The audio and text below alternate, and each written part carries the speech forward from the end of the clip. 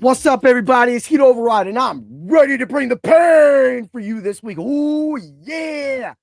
Man, this is a non-sport episode, so you definitely have to get to my Facebook, my X, and my YouTube to make sure that you get all of my off-season content, which includes interviews like the interview I just had with Simon Shackleton, aka Elite Force, a 35-year plus music producer in the industry, been all over the world, now resides in Denver, Colorado, planning for his Shadowmaker album coming up. But this is about, man, I know you already read it, and I know there's a lot of controversy going on in my hometown of Erie, PA. So let's get tipsy with these tips. Oh, yeah. Let's bring the pain. Woo! Of course, everything I say, nothing, I'm just talking from my experience in the food industry. Also, I'm talking about from all of my experiences being a tipped employee, dealing with tipped employees, hearing about tipped employees, and just dealing with the whole thing shebang in a nutshell. So I'm not going to make this a long one because I've talked about employers and everything in the past and tips in the past, but I just want to talk about this. So what's going on right now is recently there was some text sent amongst employees that their wage that they get paid for wasn't enough because the owner of a coffee shop in Erie has been taking the tips and putting them all the electronic tips and most likely the cash tips, which that means that they're in front of people's eyes, and has been putting them all into her business, thus allowing her to pay her employees what she says is $12 an hour instead of getting tipped. Now, here's the problem with life. Life is set up right now with milk and everything so expensive that the 725 isn't going to help. But normally, from what the past was, is that the baristas were getting paid $3 an hour and the tips weren't adding up. So she thought that if she threw them just a couple bucks extra, kept all the tips for herself, that that would make everything better. What it did was it pissed her employees off and it allowed her employees to start texting amongst each other and develop feelings and that they were getting screwed over. And maybe they were, rightfully so, rightfully not. Who knows? There's two sides to every story. And then, of course, there's the what the government thinks. But going back to it, that what happened after that was actually kind of sad. So this owner, I actually used to be her coffee guy. So I'm not going to talk. She always treated me with respect. She had given me coffee when I got there, maybe a donut or a crepe or something to eat because I was always there early in the morning working on, making her delivery, making other huge, massive deliveries all the time. But so she's always treated me good. However, I could see whereas as a boss, you might be a lot to take in. So no disrespect. I've worked around a lot of people like that, not bosses that think they're bosses and all that kind of good stuff. But I think that sometimes when you work around in that environment and it rubs people the wrong way, not everybody will be able to take you as a person. Not everybody can take me as a person or a podcaster. Sometimes people look at my sports podcast and how I never shut up talking and the content that I give, and they look past it and they go, you know what? I don't care if he's going to give me $1 million lineup. I just don't like his delivery. But then you look at my interviews, especially my interview with Simon Shackleton and going back, even the podcast of the year, the Spotlight 814, Ryan was on last year as part of my hometown series, which I will be rekindling for Erie, Pennsylvania again. One of the few podcasts in Erie that actually does stuff like this because it gives me a lot of time to do things and set it up and then go back into sports full time with a few happy episodes of interviews throughout the season. But during football season, of course, it's really hard for me to go outside of that. But being a tipped employee myself, I've experienced this all the time. And then hearing about the stories. So let's go back. Quite a few years ago, Darden had changed their policy. And I have a friend that works for Darden, has worked for Darden for over 20 years. It used to be he would flip between being a cook to being a busser because being a cook was a nice steady wage. Let's just say $15 an hour, right? Which $15 an hour can almost get you government assistance / food stamps in Pennsylvania, which, by the way, I know I can get because I'm a smart guy. I can't get that stuff now with my current job and everything like that. But in the past, there's definitely a way to fudge numbers. And an easy way to fudge those numbers, of course, are with tips. Again, we'll get to that. We will try not to make this such a long thing, so I don't want to drag everything out. But as a tipped employee, I've seen people. So my friend said it would benefit him during the winter time to actually bus because it was so busy. But during the summertime when they were dead, he would go to cooking because on average, and he must have did the numbers, he made more money cooking than tips during the summer. Now, being in the coffee industry when I knew that for a fact because a lot of my accounts would almost cut in half with their coffee usage or practically go to no coffee usage during the summer for just some super reason. They would actually go like put the money towards like Gatorade to keep their employees hydrated rather than the coffee, putting the coffee budget on them and thus keeping their business running. Again, this is all about the employers, people. That's why this is going on in the first place. And maybe a few of my comments might be taken a little differently, but at the same time, I'm right. I'm always right. When it comes to I worked in that industry, in the pizza industry for over 25 years, being, like I said, a tipped employee and watching tipped employees. I know I'm right. I'm 100% right. And I've been through every single way that you could hide tips and seen people hide tips that you could imagine. Every single way without stealing from the company. They literally can do it. It's the simplest thing. It takes nothing. All it takes is a $1 bill. A $1 bill, people. Just a one, just a dollar. And that dollar does not get counted by the government. But let's get back to it. So at Darden, when they made the new change up to where they took the bussers who were getting around $8, $9, $10 an hour, when they took the bussers down to $3 an hour and then made the waitresses split the tips, now you're looking at it. Now, people have always hated tipped employees. They hide their tips. They don't really, they're not good people because that, and that's another thing too, is there's a lot of good people that hide their tips.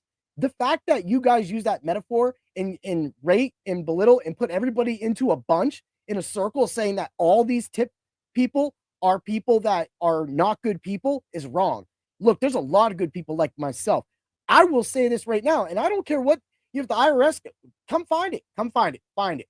I worked for the industry for 25 years. Do you think I claimed 100% of my tips? No. Did I claim 100% of my credit card tips? Yes. I will tell you why. Because I did claim my tips to make. Also, I had to pay child support for a very long time. So I got flack. I was taken to court also for my tips. Literally, they put me at a wage and then they wanted the tips on top of that. So so they put me at $9.50 an hour and then they added my tips to it. Even though at the time I was a $7.25 an hour employee making tips. I'll talk about that in a second. Anyway, they tried it. But in the end, the judge ruled that, hey, I'll give you half the tips. I'll give you this wage. And that's it. He said, lady, I'm not going to give you $15 an hour and then try to prorate him, regardless if your mom is a waitress or not. It doesn't matter who or what you know. It's not your life to control. And that's the thing, is that people like that try to control your life. Yeah, it was my ex. And yes, this was, the child support, you could look at it different ways. I did take care of my daughter. I had my daughter a lot. But however, when money gets involved, people get jealous. When money is involved, people change. People hate you. People hate you a lot. You think that people that don't share my podcast or anything else from a small business owner or don't ever step into a small business care? They don't care who you are. They don't. The only time that they care is when you do something like what's happening in the news. There's a lot of people that have not stepped foot into this coffee shop and had a great experience, especially for everything that she's done on the music side and everything like that, to understand her side. But at the same time, we'll get into that as well, too. I know I'm going to get into so much stuff, but I want to talk to you about all this because this is why people are talking about when you have Ted Cruz doing the no tax on tips and then in presenting it in front of Trump and Trump backing this as well, too, saying that, when you get paid you get taxed on your tips on your thing. So your $5 tip becomes less than that. So let's go back to Darden for a second. What happened was when these waitresses, let's say, get $10, now they have to give a percentage to the busser. Okay, so now that's money out. Now, also, because that credit card tip is on a credit card, of course, that tip gets then taxed. So that $10 tip becomes a $5 tip at the end. Where is if someone just hands her a $10 tip, she hides it. And you go, well, that's being untrustful as an employee. That's stealing from the company. That's stealing from your other employees. That is a lie about business. If you want a book to read, go read Marcus Buckingham, The 9 Lies About Work. Ha! That'll change your life. This is why people do not like me. It's because I'm actually well educated in employer versus employee relations. I've not only been the employer, I am the employee as well. And I know what's right and I know what's wrong. And believe me, what's going on today is wrong. But these people, of course, shouldn't be shamed. These people shouldn't be looked down upon for hiding their tips, for saying that I just want 10 bucks rather than 5 bucks because I'm a single mom doing this job, or I'm a single dude because some unfortunate situations happen, or you have a whole family, or like me, you paid a lot of child support money your entire life, but you still had your own son and you had a daughter to raise yourself. So you're raising everybody, a full family. For some of these people are running a full family, while we got Miss Single over here collecting all of that money and then keeping all of her money as well too, using the excuse that, oh, well, that's because it's expensive for a child. It really isn't. The ideals that children cost a lot of money are set by the parents. And when you don't have a lot of money, you learn how to make money and make things happen out of nothing. And that's something I've done all my life. I've been a hard worker since I was a paper boy at the age of 11. Even before my paper company, the Erie Times News, broke the law and allowed me to deliver papers at 11 years old because I was going to turn 12 in 3 months. I had that paper route for over a year. It was one of the best paper routes in Erie, paid me well almost $400 before tips and everything. So what about that? I was a 12-year-old boy getting tips. You know how much money I made? And go get me, but you can't get me. You can't get me, Gov. You know why? Because I was 12. I was underage. I had a father. I had so many different things, right? I didn't know I was screwing the system over, but you know what? Fuck the system too, because the system's fucked anyway. So flying back to it, yeah, I would charge all these people. I would get my $400 a tally. But man, I remember the first time I collected, I had like $900. My mom's like, yo, that's all your money. I was like, what? What? So not only did I get paid on top of that, I got that money. Yeah, at the same time, I that was my money that I kept. And that's the ideal that everybody keeps. So of course there's people who take advantage of it. You know, you can definitely shave your tips, make it look good. You could get the government programs, you could get your food stamps, you could get your health insurance, you could get that.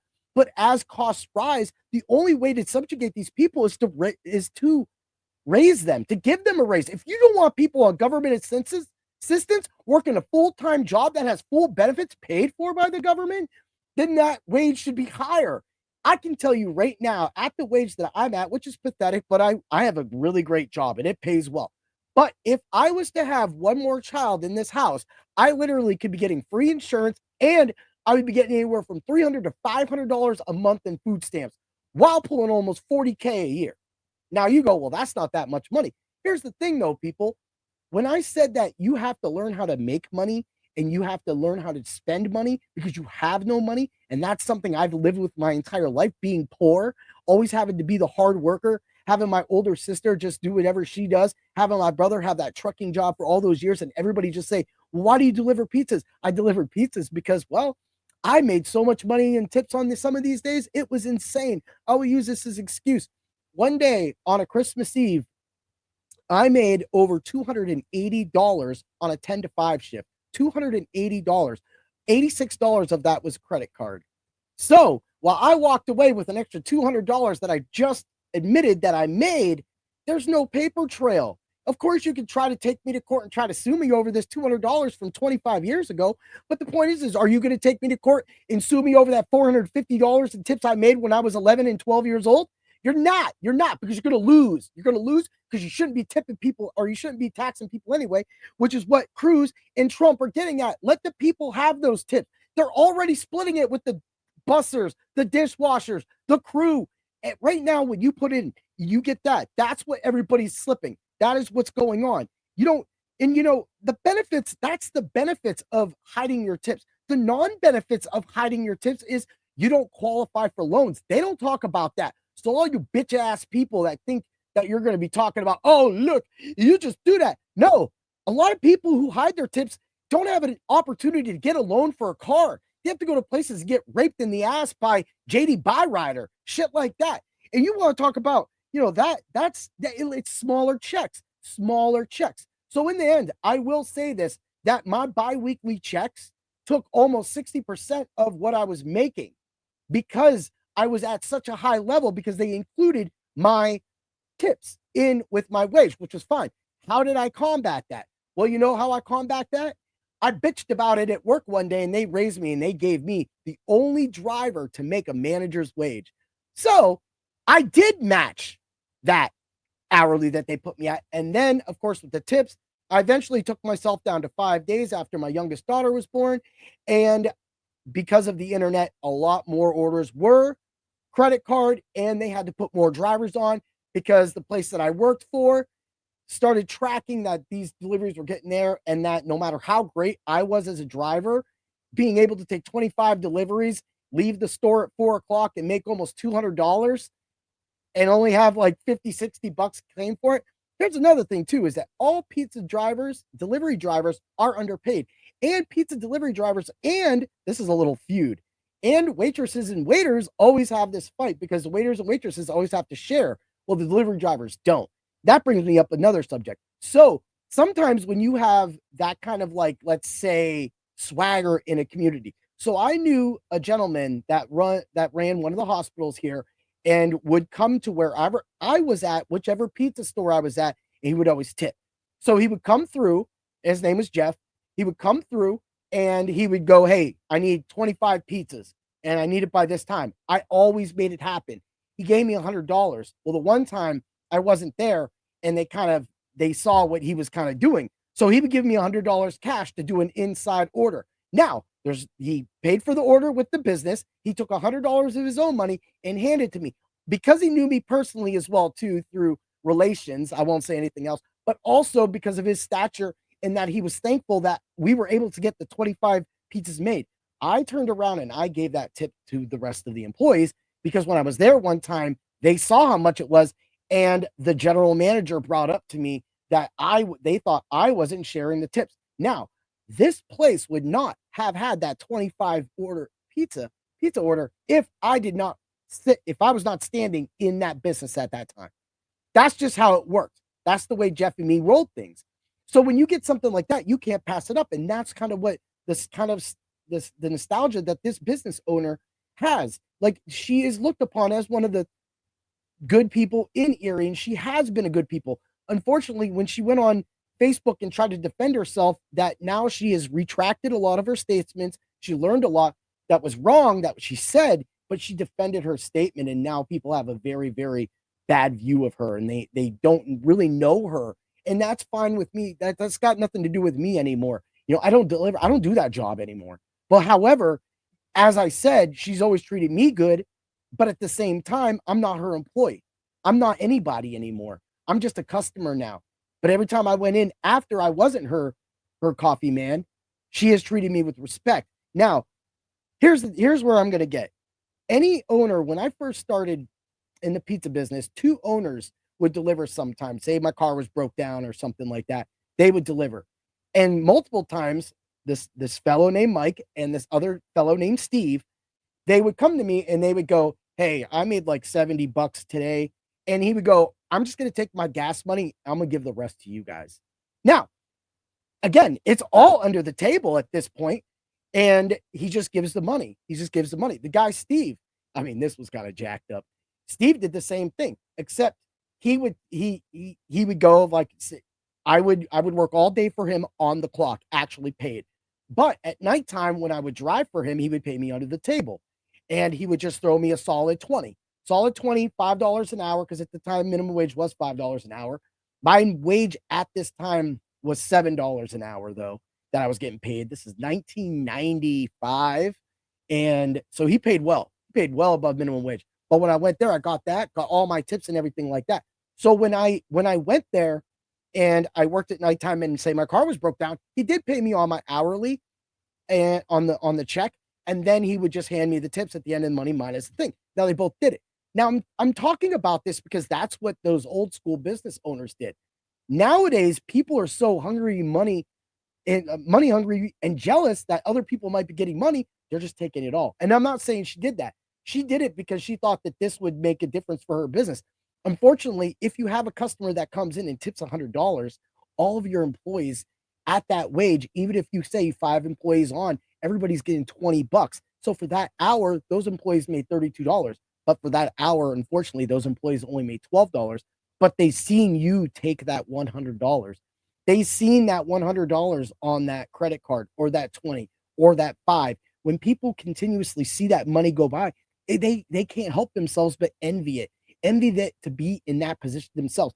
And it is wrong. So I always thought that anybody that has control of tips is wrong. And I know that you go, well, that's because the government wants to have their hands in it. Well, the government definitely doesn't need to have their hands in the tips in anymore. And I've just said it. There's been multiple times that we did this. And it's not just the one driver.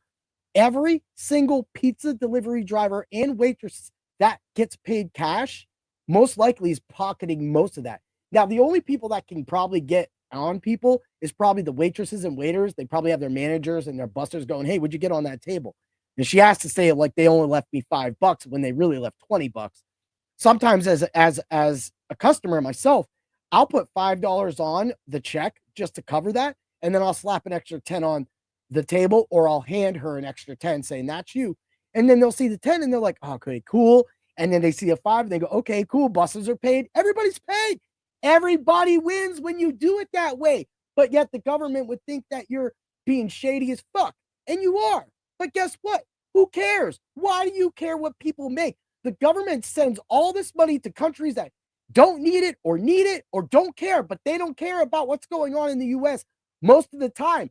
So why, if you don't care about that spending, why do you care about why do you care about John on East 5th Street giving me an extra $2 that I put in my tank because car parts are so expensive and gas is so expensive?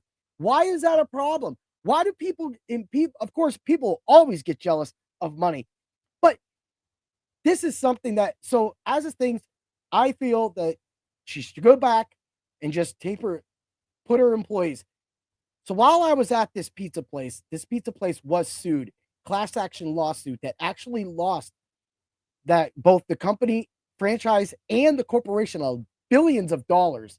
And because a lot of the jobs require the actual lawsuit required so much paperwork that when I actually did it myself, because my buddy that did it, he got 2 checks for over $3,000 because of what happened. But he printed up a stack of papers this thick, right?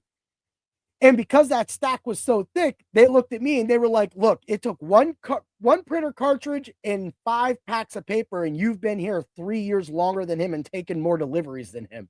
They go, we're not doing it. You have to do it. If you want that money, you do it. When I sent mine in, because unfortunately I was making a manager's wage, I was disqualified. So there you go. There you go, where sometimes things don't take it. But this right here made them stop. So what was going on is they were paying the drivers $6 an hour, and they were asking the drivers to claim their tips. Well, the drivers just claimed the credit card tips, and unfortunately, the credit card tips did not meet minimum wage, and that is what they were sued for and lost the class action lawsuit for. So you're seeing my buddy that did his job, made all those tips all those years, hit all the tips all those years, made all the hours all those years, also accepted under the table money from that same business as I did for going into other states to do things. I'm just spilling the beans.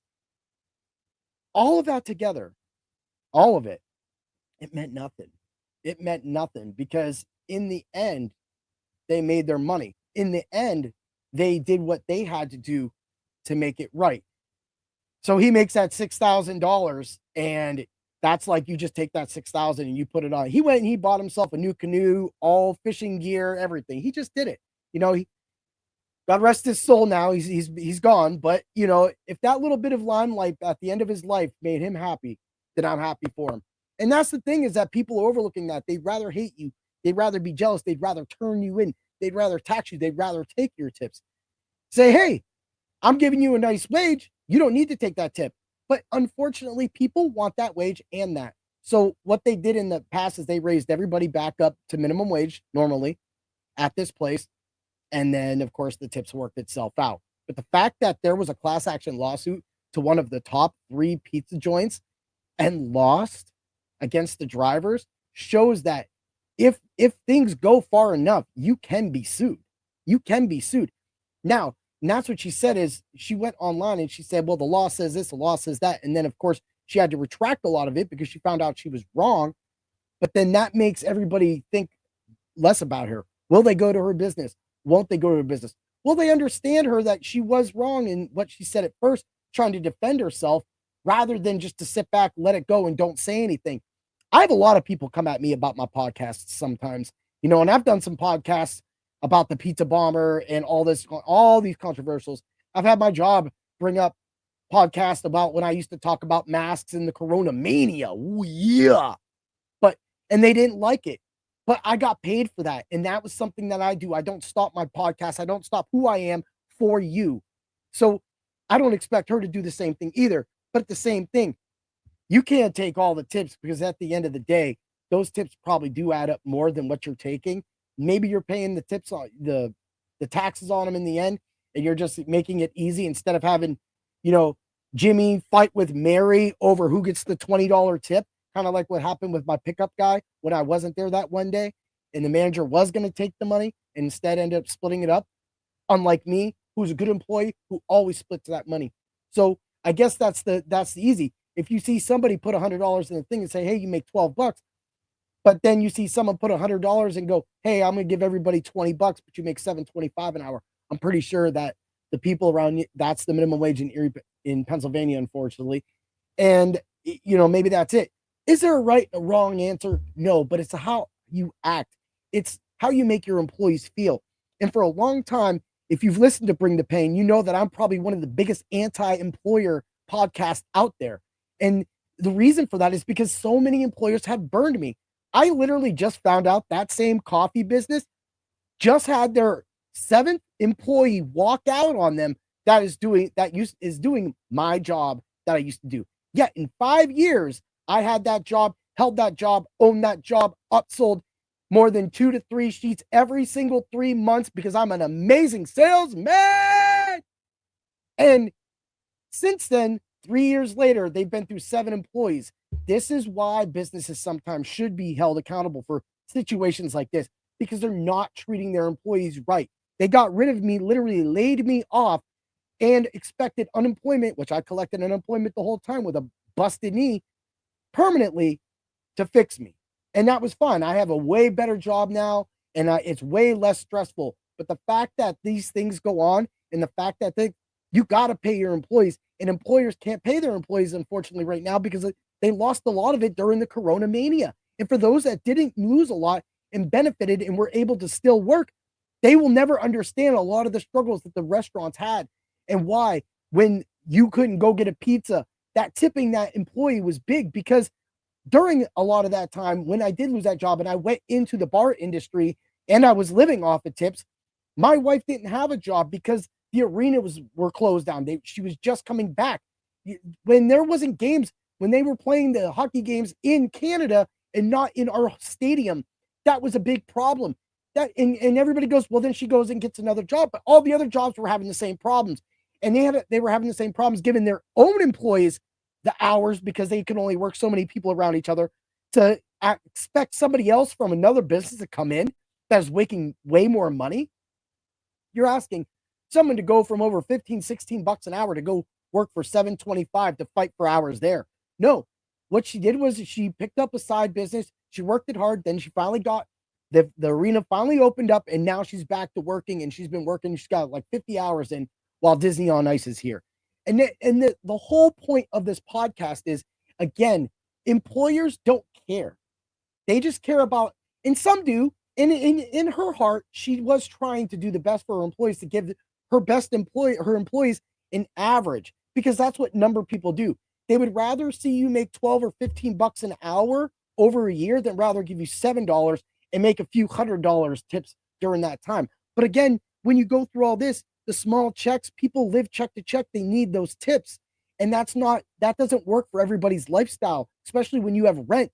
I mean, there was times that I had to pay car insurance or I had to pay rent, and I'm sitting there like, okay, we're gonna have a great week this week, and we had a bad week, or I got bad deliveries, just a bad rotation, and here I am. I make the payment, but I only got an extra $20, and that's going in the tank, and I'm just even.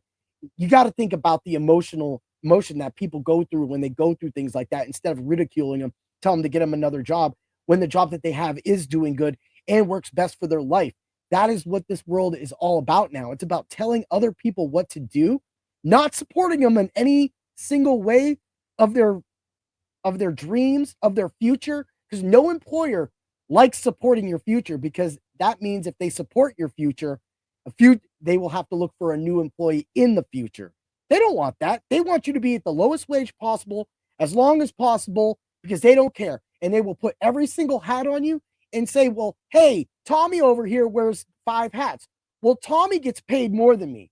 So why should I have to go and do what Tommy does? Or why should I have to do what this guy does? There's a bunch of what ifs, right? But in the end, when it comes to if there's a good employer-employee relationship like I've had in the past as well, then that's it. That's what happened at some of the other pizza businesses as well. When I worked with Steve, he always took care of me, always took care of me. And anytime you needed, like say you needed your check early, he just handed out, here's $200. Just give me 100 off the next check. Give me 100 off the next check. I mean, a lot of those times are gone as employers, but sometimes employers still can do that. Sometimes they don't do that. But that's what makes employees work hard for you. And if employees feel that they need tips to work hard for you and that they want to do that, and whether it's claimed or not, or whatever this bill passes or not, regardless, in the end, just mind your own business. Don't mind what Sally gets off that tip off that table. Pay Jimmy to clean that table at a good wage. If you need someone to clean the table and you got to pay him $12 so he doesn't dip into her money, then that's it. But in the end, that just cuts into the corporation's money and it will never happen. And this will always be a losing battle for the employees. And then that is very unfortunate. Have a great day, everybody. And always remember to bring the pain. Oh, yeah. May the tips be with you.